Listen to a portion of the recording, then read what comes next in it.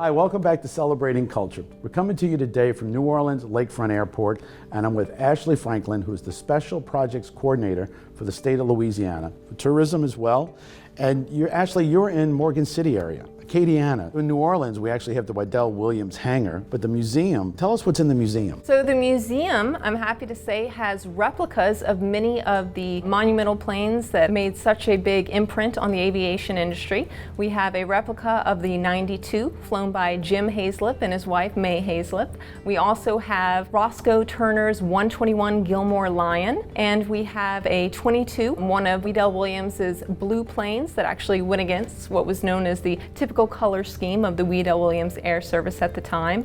And of course, we have a replica of his Model 45 as well. When you go to that museum, you really get a feel for what 1930s racing was. Yes, you do. In fact, our video even has a bit of a flight stimulation effect to it, winds that come on at certain times, and it really kind of lets you experience the intensity of those air races and sometimes the danger of them as well. So come to our site, enjoy all of the artifacts that we have, including trophies from the 1930s races. Now, Jimmy Wedell, his life is unbelievable what he did. Yes, he was well known for a lot of things. In his early days, he was known for barnstorming, which was actual stunts on airplanes done in the air, and there was no CGI back then, so everything was done for real. He was also a very famous racer in his own right. He sold Harry Williams an airplane and also offered him pilot lessons. Harry Williams loved all things fast. He loved fast cars, so racing planes seemed to be the next thing in line for him. A couple years later, they started the Wedell-Williams Air Service, which became very prominent in the 1930s. In 1932, 3 Wedell-Williams racers took home first, second, and third place in the Bendix Air Races. Jimmy Wedell broke the 3-flag record. The 3-flag record was crossing 3 countries. That included Mexico, the United States, and Canada. In 1933, Jimmy Wedell actually broke the ground speed record at 305 miles per hour at the Chicago International Air Races. Now, was there a husband-wife team going on? There was. So that was Jim Hazlip and his wife May Hazlip. In fact, it was Jim Hazlip winning those 1932 Bendix races that secured a spot with his wife May Hazlip competing in the women's tournament. Tell me how these races happened. There were a variety of different ways to do it.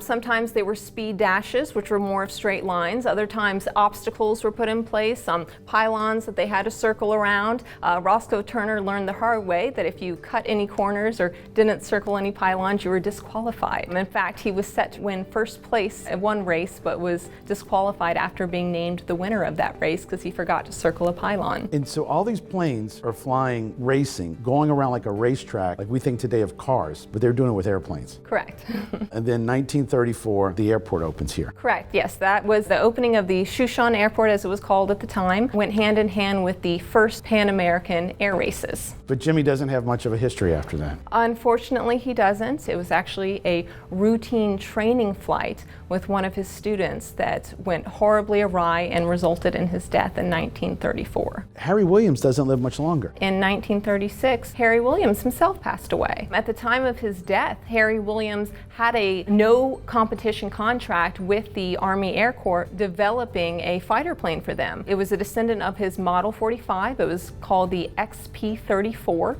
And when he passed away, those plans and contract died with him. Now, I've heard also that those plans ended up in Japan. I would say that's a little speculation at this point. That was said by a credible source, evidently a member of the XP-34 team, and that's something that I'm actually interested in and have been digging into a little bit myself recently. It obviously is a very intriguing story to think that the Japanese Zero gets its origin in prints designed in Patterson, Louisiana. It really is. I mean, that plane could outmaneuver any other planes. That area we think about is Cyprus. Tell me about that. Yes, so Louisiana is well known for its lumber boom, which lasted from the 1880s to the late 1920s. And Patterson is home to not only the largest cypress sawmill industry at the time in the state of Louisiana, but at one point in the entire world. And Frank B. Williams was the one who managed that. And there's a museum now where you can learn about this history. Yes, the Cypress Sawmill Museum, which is part of the Wedell-Williams Aviation and Cypress Sawmill Museum in Patterson. Now, is there a connection between the two? There is, yes. So Frank B. Williams, the owner of the Cypress sawmills, he went into the cypress industry in 1872. In 1929, his son Harry Williams went into the Wedell-Williams Air Service partnership with Jimmy Wedell. This is Patterson, which is not too far from Morgan City and Berwick. They have a great festival every year. Patterson, Berwick, and Morgan City come together every year to have their annual Shrimp and Petroleum Festival. As I understand it, the Shrimp and Petroleum Festival is recognized as the most unique title for a festival in America. Surely you wouldn't necessarily expect those two things to go together, but that partnership has existed since 1963. So as I understand, Ashley, large jumbo shrimp get discovered in the Gulf of Mexico. A Sicilian family that's living in Tampa moves to Patterson to start shrimping. And the shrimp industry booms for Louisiana. We love our shrimp down here. And then we have the Shrimp Festival. So tell me about the area where the festival happens. So the Long Island Bridge you might recognize from the 1969 movie Easy Rider.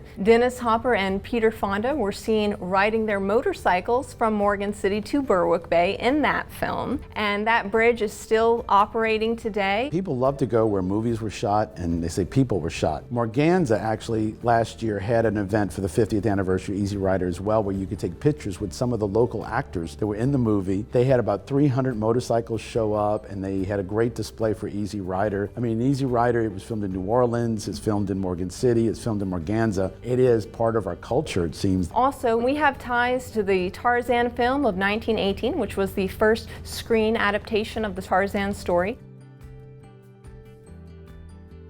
A lot of people allow you to rent kayaks to go kayaking in the bayou. Oh yes, absolutely. And there are a lot of wonderful bayous. Bayou Lafourche, Bayou Teche, also the beautiful Atchafalaya River goes right through the Patterson area. And then Mr. Charlie. Yes, Mr. Charlie. I've had the pleasure of going there. It's now a museum that you can actually visit. Mr. Charlie was the first offshore oil rig in the 1940s. So Ashley, if people want to know more, is there a website they can go to? Yes, they can go to the LouisianaStateMuseum.org, where they can learn about our two southern sites, the Wedell-Williams Aviation and Cypress Sawmill Museum, the Edie White Historic Site, as well as our 7 other museums. Ashley, I want to thank you for being on the show. I really encourage people to come out and see you guys.